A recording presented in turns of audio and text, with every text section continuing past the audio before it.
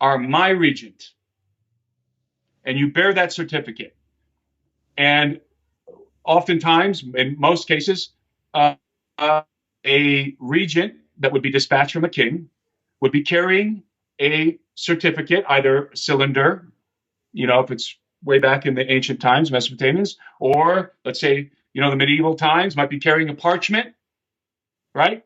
Right. And that parchment or that cylinder will be sealed. It's going to have a seal on it of authentication. Okay? Sealed with authentication. And if it's a parchment, picture a scroll with the wax seal. And we've all seen this in movies and stuff, and where the king or the pope will drip a little bit of wax on the rolled up parchment, or whatever. It doesn't have to be rolled. And then they'll take their signet ring, usually. They'll take their signet ring. That's what a signet ring is, and they'll press it down onto the wax, and it will imprint an image. And do you know what that image was? Usually, almost in most cases, it was an image of their likeness. Okay? So if I'm a king, I'm about to give you a certificate of authentication that you are my regent. Okay? Before I give you the certificate, I roll it up, I drip some wax on it, then I take my signet ring, which has my likeness on it. My image, my likeness is on the signet ring. And I take that ring and I press it down into the wax. And I hand you this certificate of authentication that has my likeness sealed on it. That's us. That's Adam. So imagine God creating Adam to have dominion, giving him the title deed of the earth, right? He pictured God, and I know this obviously isn't what happened actually, but as a thought experiment, picture God taking his ring, his seal with his likeness on it, and pressing it into the earthen clay. Mm-hmm. He sealed us with his image. Wow. We literally bear his seal of authentication that we have dominion on the earth. And the image we bear, literally what we look like, this image identifies us. We are identified as those who have authority from the king. Just like that seal on the parchment and you carry that seal on the parchment with you as my regent. If somebody challenges you, you show them that seal. Mm-hmm. Look, I have authority from the king. And if you cross me, guess what's going to happen? The armies of the kingdom are going to show up. Right? That's us. That's our situation on earth. And so we're made in the likeness of God. We're sealed with his image. I believe that and that's part of our birthright. And when we replicate that image through reproduction, our children are sealed with Adam's birthright, with the dominion of the earth, with the authority with which God has invested Adam. And it's a collective thing, by the way. And it doesn't just pertain to Christians or Hebrews or something. It's the human race. Okay? And so we're sealed with the image of God. And so then without going too much further into this, kind of giving you a preview of what's coming ahead in the last chapters, what happens when we forfeit the image of God? When we evolve out of Adam, when we become post-human and we surrender the authority of God that is contingent on this seal, the image we bear. What happens? And I answer that question. And I believe that will happen at the end, and that is the machination. That is the Luciferian machination to usurp the authority, the dominion of planet Earth. And that's how it's done. And that, by the way, has happened.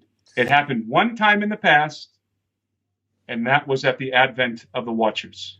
Absolutely, yes. And there are still people today who call this time in history the Golden Age. And we do have to talk about the Golden Age. But before we do, where can people get your book and follow you online? The only place my book is available right now is on Amazon.com, and it's you can find it. You should before you would type my name in, it'd be like 10 items down, but now it's kind of working its way to the top. I think it might be at the top now. So just type my name in. It's the only thing I have on Amazon. Type my name in on Amazon. Or if you have a hard time finding it, you can go to my website and there's, click on the link there. There's a direct link on my website. And if you want to follow me, the best way to do it is to sign up for my mailing list. And that's it. Right now, it's in an obscure location on the bottom of my website. I'm going to move it up pretty soon. Maybe today I'll work on it and put it in a more clear spot. It's on there. It's like at the very bottom. And, don't email me to sign up. Just sign up. Just put your email in on the sign up and click sign up and you should be good to go. So that's how people can follow me and get my book. Excellent. What's your web address? TimothyAlberino.com. Excellent. Well, we have a lot more to talk about. Fall of the Watchers, Book of Enoch, Cyclopean architecture, the satanic priesthood of Cain, lesser known facts about what the flood of Noah was really about, and so much more. So we might look back to the time before the fall as a type of golden age for us, but there's another golden age different from the time that Adam walked with God. Instead, this was a time where gods walked with men. What can you tell us about this concept of the golden age? The golden age, universally across the earth, in every major ancient culture on earth, and I say major, I mean like there's a lot of obscure little cultures and stuff that maybe didn't have this mythology, but the big cultures on earth, the primary cultures, all told stories about a time when the gods dwelt among men, and those stories usually involve details regarding the gods not only dwelling among men, but copulating with the daughters of men and creating demigods, hybrid demigods. And again, this is ubiquitous across the earth. And it's well known that this golden age narrative is mysteriously everywhere. It's universal. And so that's the paganized version. It's when we say golden age. Because the golden age it's lauded by the ancients. It's this time of great knowledge. It's this time that's looked back to with longing, and it really is what the ancients were looking forward to with longing. That this golden age that there would be another advent of the golden age on earth, and this is what they were secretly longing for, and not secretly now the Luciferians and some of these secret societies are secretly longing for and working towards the resurrection, the reinstitution of the golden age. But in the ancient world, this was the time of great knowledge in their minds. It was a time before the great cataclysm, usually depicted as a flood. But the flood encompassed everything. There was a lot of volcanism. There was a lot of seismic activity. The Noahic flood. So it's depicted a little bit different in each culture, but usually as a flood. And so this was a time. This golden age was a time before the flood of Noah. And again, in the pagan world, it's a time of great knowledge and peace and prosperity, except the Hebrews. They had a different account. Mm-hmm. The Hebrews almost stand alone in that their account, their reckoning of the golden age is the polar opposite. They view the golden age as an intrusion of the gods into the earth, and that the gods wrought corruption and chaos and bloodshed and rebellion. And that it was a time of great suffering, and it was a time of war and unrest. The very opposite, the polar opposite of what the pagan account is, and that it too ended in a great cataclysm. And of course, that's the flood of Noah, and it ended as a result of God's wrath to bring to an end this what I call the empire of the gods. one thing that's really interesting, you talk a lot about the book of Enoch, and it doesn't only give us a clearer picture of Genesis 6, but there's often something that's usually overlooked by others, but you go into detail about it in Birthright. The amazing prophecies of Jesus. What does Enoch say about Jesus, and how does it help fill in some of the context in the Bible? Yeah, that pushes us forward to the future chapter of Jacob and Esau. But there's a lot there's astounding prophecies from the book of Enoch regarding Christ, messianic prophecies, and the book of Enoch opens up addressing a generation that would live at the age. You could make the argument that the book of Enoch opens up addressing the generation that will be alive when the flood comes, but I think there's a dual interpretation there, that it's addressing both the impending flood, because it was Enoch, a few generations behind Noah, and also the cataclysm that's coming at the end of the age. Right. Because the cataclysm that's coming at the end of the age is likened to the flood. It might even be the same mechanism that caused the flood, that causes the great cataclysm at the end of the age. It's a different conversation. Yeah, the book of Enoch they're just incredible. I go into a lot of detail about the book of Enoch because there's a lot of controversy surrounding the book of Enoch. But I think because the messianic content is so prescient and accurate, a lot of people assume that the book of Enoch, that those portions of the book of Enoch must have been written in the age of the apostles or shortly thereafter. Yeah, they say the same thing about Daniel and all that. Exactly. If there's an accurate prophecy, it must have a later date. Exactly. So, but I think that I'm absolutely persuaded that, and of course, there's three versions. I don't want to get bogged down in doing a whole discussion on the book of Enoch, but there's three versions of the book of Enoch, and only one of them is credible. Mm-hmm. And so. But anyway, there's some phenomenal messianic content in the book of Enoch that's undeniable, and it does relate to the events that transpired before the first cataclysm, and similar events that are going to transpire before the final cataclysm at the end of the age. The end of the age, by the way, the age in which we are now in. We are in the final age. Yeah. It began with the birth of Christ. We're in the age of Pisces. And when it changes to Aquarius, I believe that's the end of the age. And so the stuff is coming, and it's coming soon. We have that great example from the ancient past of sort of what we can expect, and obviously we can't bring up Enoch and not talk about the fall of the Watchers. A lot of people watching probably already know the basic story, but you bring out some other details that not everyone has heard, and it really shows how bad this time of history really was. What are some of these lesser known details about not only human DNA perversion but also animal hybridization as well? Yeah, I mentioned the Book of the Giants, which was found in the Dead Sea Scrolls. It's very fragmented, so we don't really know the full story of the Book of Giants. It's kind of just highlights and adds some additional information into the general narrative of Genesis 6, the narrative of the Book of the Watchers in Enoch. And it talks about the Watchers not just corrupting the human species, but all different kinds of animal species on Earth. And whether that corruption was through direct fornication or whether it was through some kind of germline genetic engineering, I don't know. But I do know that the corruption of the human species was a result of fornication. There's no doubt about that. So whether the angels then went and copulated, whether the sons of God went and copulated with the animals, and I doubt it. I think that was probably some kind of a germline genetic engineering scenario.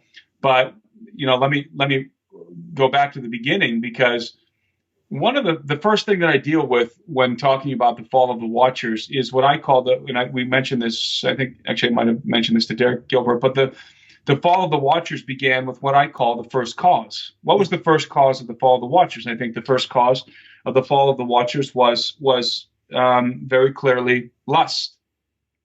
They lusted after the daughters of Adam. They saw human women and they lusted. After all, they were watching, they're watchers.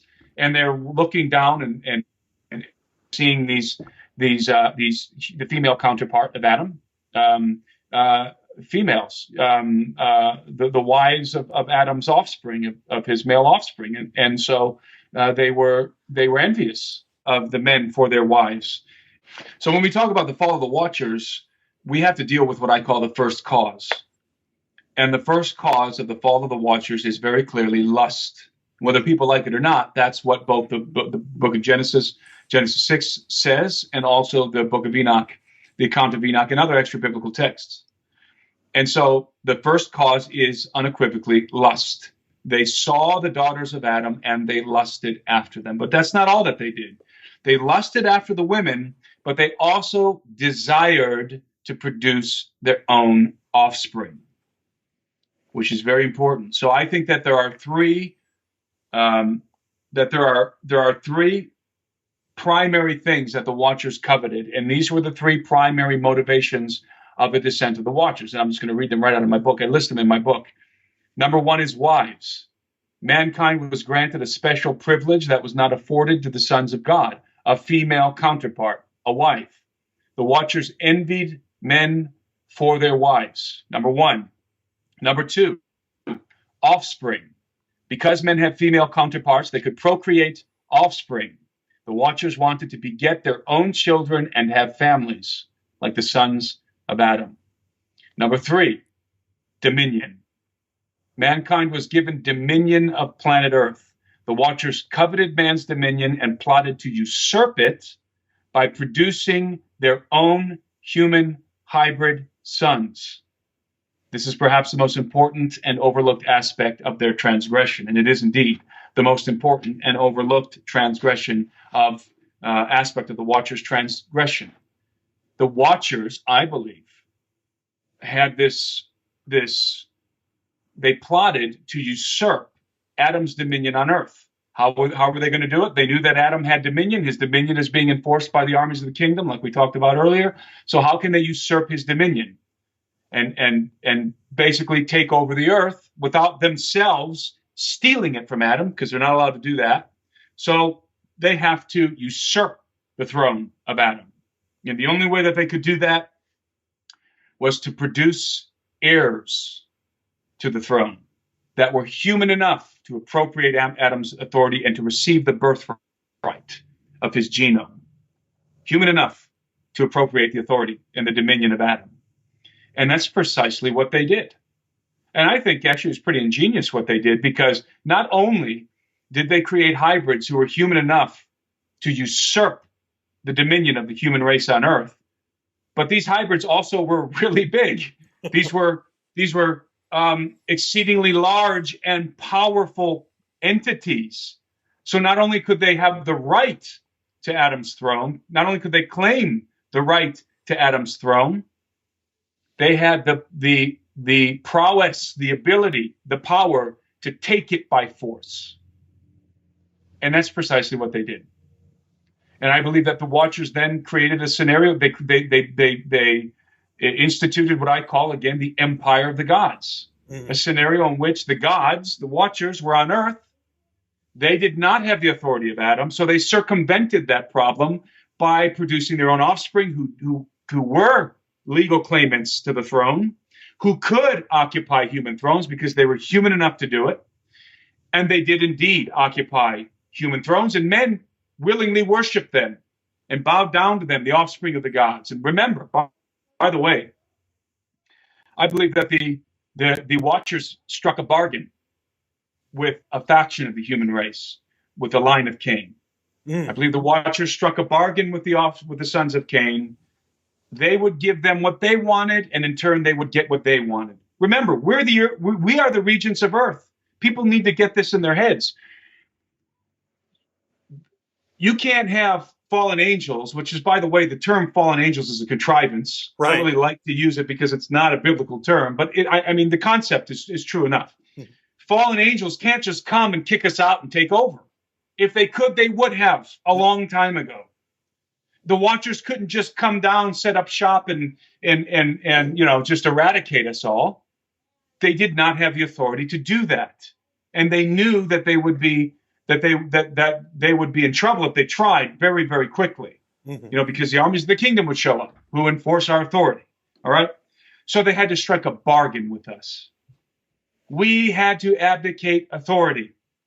We had to allow them, to grant them to do something. Okay? And This is what the book of Enoch says. The watchers came down. They landed on Hermon. They came. By the way, remember, where's that gate that I say to Eden, to the Axis Mundi? Hermon. Right. It's no coincidence that they show up on Hermon. Okay, they come down into the plains, and I believe they strike a bargain specifically with the sons of Cain, with the offspring of Cain. Okay, they strike a bargain, and the bargain is, we're going to give you guys, we're going to teach you the knowledge that you were striving to learn. This is what the book of Enoch says. The watchers taught men the knowledge they were striving to learn. So the watchers already knew what the knowledge that the offspring of Cain were attempting to learn, that they were desirous to learn. All right? The watchers had that knowledge. We'll teach you. What do we want in return? Give us your daughters. Let us take them as wives. Notice, Josh, that they didn't just come down and fornicate. Right. They didn't just come down and rape women. They wanted wives. They took wives. So they chose wives. I want to marry your daughter. Give me your blessing to marry her. I will give you knowledge. You grant me the blessing. You give me the blessing to marry your daughter. Give me the legal precedent, the legal authority to marry your daughter, me, a watcher, and I'm going to give you in turn knowledge. It's a bargain. A bargain was struck. Okay? Why? Because we're the regents of the earth. The watchers are coming into our domain.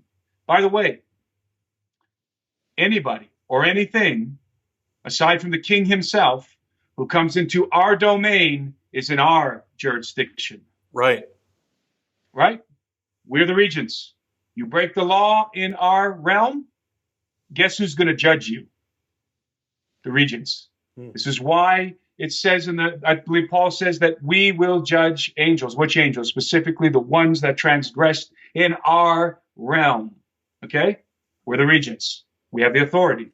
You come into our realm, you interlope into our realm, you transgress in our realm, we have the authority to judge you. That's why Enoch was appointed as what would you call him? He was the intermediary between God and the watchers. It had to be a man. They broke the law in our realm, and therefore it was a son of man, Enoch, who was delivering their sentence. Okay? God used a human intermediary purposely to judge the watchers who committed, even though the watchers are of a higher state than we are. When they're in our territory, they're under our jurisdiction. All right? In the same way that if you and I are diplomats from the United States, the most powerful government on earth, and we go to Peru and we break the law in Peru, which is not even close to being as powerful as our government. Right. It doesn't matter. You and I would still be subject to the laws of Peru, and then we would be judged by Peruvian judges. We're under their jurisdiction. Right? Right. Same concept. So the watchers had to strike a bargain. They're trying to get this done without the kingdom of heaven interfering. They're trying to do it legally. All right? The game has rules. Like I say in my book, the Game of Thrones has rules. It's not chaos. No, God is not a God of chaos. He's a God of order. And there's procedure and there is order. And you can't nilly-willy break the laws. Not the laws of physics and not the laws of God. You can't. All right? And get away with it. Okay? So the watchers are here. They're in our jurisdiction. They know that in order to do what they want to do, they have to be sly. They have to be cunning, just like the serpent. They have to be cunning. They have to get us to abdicate our authority, and then they have to usurp the dominion of the earth. They can't just take it. They have to usurp it. So they strike a bargain with the offspring of Cain. I believe it was the offspring of Cain, and there's reasons why I say that. Strike a bargain. We're going to teach you the knowledge you want. You give us your wives in marriage. Above board and legal, right? The offspring of Cain were legally authorized to give their wives in marriage. And of course, this is the way that the ancient world worked. It wasn't like Match.com where you just go out and find a partner and you end up marrying them. No, the fathers who were the authority in their households, they were the chiefs of their homes, right?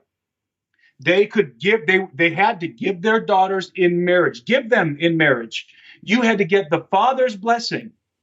And by the way, that law is still in effect, even though we don't follow it anymore. Right. That doesn't mean it's not an operation, okay? And there's problems that arise when it's not done properly. It's just the way it is. So the fathers had to give their daughters in marriage. You had to get them, and that's where the dowries and things like this come to play. So the watchers, they gave a dowry for the hand of the daughters. They gave knowledge. The men gave their daughters in marriage, not rape, not just fornication, in marriage. Very important point there. Yeah. What's it demonstrating? It's demonstrating our authority is what it's demonstrating. Okay? Given their daughters in marriage, and then the watchers gave their knowledge. They taught men to do all these things, right? And they wrought great evil in the earth. It's like giving kids matches and sending them to run through dry fields, to go play in dry fields, right? So the watchers then did something very cunning. They had their wives now. They got these wives, so they get to fulfill the first cause. They get to fulfill their first desire, which is to take wives and to copulate with them, because they lusted. They were lusting after these women. They copulated. Now they get to fulfill their second desire, which is to procreate offspring, hybrid offspring.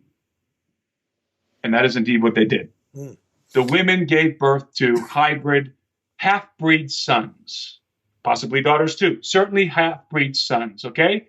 And these sons, you and I think talked about this before, there's some tale in which the women's, uteruses burst open and their bellies burst open and these giant babies came rolling out. I'm of the persuasion, those are in some extra biblical texts, I'm of the persuasion that it was like very much like gigantism. Mm-hmm. Women give birth to babies with gigantism, normal-sized babies. And those babies, because of the disease of the genetic anomaly of gigantism, their growth accelerates. After they're born, their growth accelerates. Mm-hmm. And they end up becoming huge. So that same principle could have been in effect. The women could have given birth to normal-sized babies, and then something in their genomes kicked in, accelerated growth, okay? And there's probably half a dozen other ideas. So these hybrids are emerging from the womb, part watcher, part, I'm going to use this term, elder race, mm-hmm. and part human race. What ratio? They were probably a little bit more elder race according to the book of Enoch, because it said you were mainly of your fathers, remember? But human enough to inherit the birthright of Adam.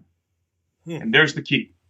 To legally inherit the birthright of Adam. So watch what the watchers did. The watchers legally made an agreement with the regents of the earth, us, for our daughters. We give you knowledge, you give us your women to take as wives. And then they gave birth to legal claimants to the throne of Adam, human enough to occupy that throne. Okay? And that's exactly what they did.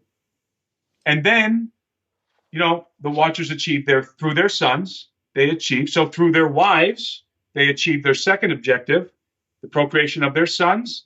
And through their sons, they achieved the third objective, dominion of the earth by proxy. And I talk a lot about this idea, rule by proxy. It's very, very important. I won't go into it now, but it's in my book, this concept of rule by proxy. So if I can't legally have dominion on the earth, but I can create a hybrid son who can, then I can, in effect, rule from behind his throne.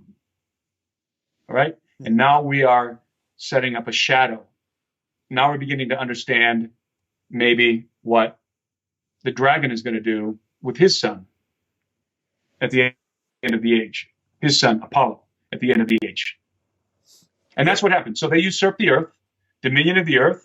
Men, according to the book of Enoch, they were subjugated to the offspring of the watchers, and they had to feed them, remember? And when they couldn't sustain them anymore, what did the offspring of the watchers do? Because they were giants, they devoured the men. Mm-hmm. And so it was a dystopia. It was a dystopia in which the offspring watchers were ruling the earth. Men had lost dominion. It was usurped. And that's why the slate had to be cleaned in this, and there had to be a reset. In the book, you talk about, the satanic dragon priesthood of Cain, how that connects with things like Cyclopean architecture, which this is just the remnants of these hybrids that you talked about that still exist today. We can still see these sites from the Golden Age. But like you said, there had to be a reset. And you bring out some really interesting things about the flood, such as how, the angel Raphael was commanded to heal this plague before the flood so that Noah's sons could have genetically pure wives, and how that paved the way for Jesus. What are some of the things that you found that gives us the real story behind the flood, that only mankind had the right to rule the earth, instead of this cartoonish Sunday school version that most Christians are told? You raise a critical point here, which is that, of course, you got to ask the question, where was the devil in all of this, right? When I say the devil, of course, the devil is a very generic, colloquial term that I think the best designation is the dragon. Right. That's who this really. The Bible. You know who this is? It's like the Harry Potter series. It's like Voldemort, he who shall not be named, or however it is. That's how the Bible treats this guy. Yeah. You're never because his name isn't Lucifer. That's not his name, and it's okay for people to call him Lucifer. I guess that's an appropriate designation because it does fit. But we're not told his name. It's his name is not to be spoken. It's like his name is, he's so abominable that he's so despicable that his name isn't spoken. Right? That's how this character is treated in the Bible. Right. And so he's called by many names, and dragon is one, the dragon. But I think there are more than one dragon, by the way. I think there's 7, and I get into that in the book. But this goes back to what people have called the seed war. Back in Genesis 3, where the Maker himself pronounces this prophecy that the offspring of the offspring of the serpent would be in perpetual conflict with the offspring of the woman, and that her seed would basically fight with your seed, and you will bruise his heel, but he will crush your head. And so this is a prophecy that, again, is spoken from the lips of the Maker. So the dragon has a problem right off the bat. He knows he knows there's a dragon slayer. That's what I call it, the dragon slayer prophecy. He knows there's a dragon slayer coming at some point, and that dragon slayer who's going to crush his head is going to be born from the womb of a daughter of Eve. He knows that. And it's inevitable. God spoke it. It's not, will this prophecy come to pass? It's coming to pass. And so he goes about and he spends all of his effort and energy on foiling this prophecy, frustrating this prophecy. And so the question that always really bothered me was, you have this group of entities called Watchers who descend to the earth and engage in all this chicanery on earth. Where was the devil? Where was the dragon during all of this? Why was he implicated in this crime? Right. And I think he was much more cunning than that. I think he probably maybe set the board for this to happen. Maybe he brought the pieces together, but he kept his hands clean enough not to be implicated in the judgment of the Watchers. He did not commit their transgression yet. I think he will, but he hasn't yet.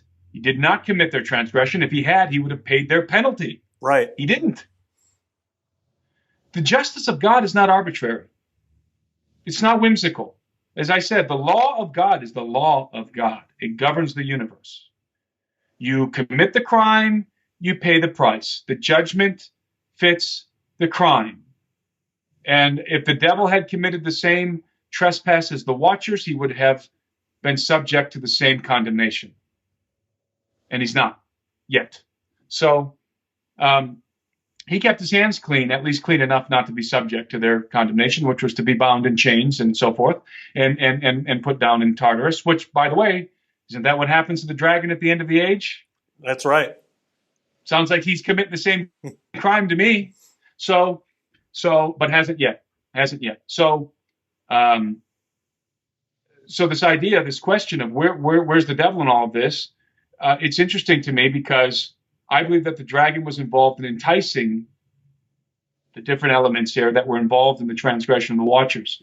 But his goal wasn't to produce offspring on Earth and do all of this yet. His goal was to eradicate the human species. That was his goal. That was his goal. His prime objective was to get rid of the offspring of Adam. Why? Because if he could eliminate the human species on planet Earth, then he would succeed in foiling the dragon slayer prophecy. There wouldn't be any more daughters of Eve to give birth to a dragon slayer. Because the son of Adam is coming. And there's a son of Adam who's going to be born at some point in time who is going to crush your head. Mm-hmm.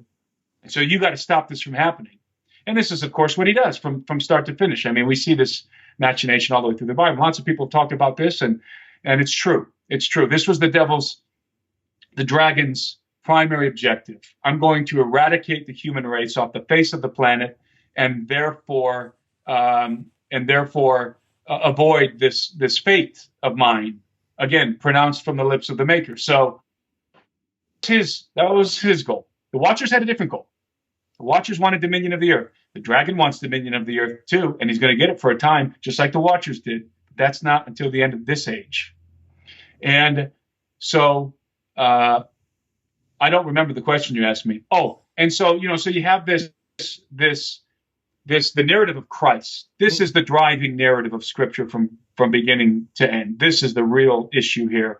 Christ is coming. Christ is coming, and the dragon is trying to stop him. He obviously fails. Christ is born from the virgin womb of a daughter of Eve.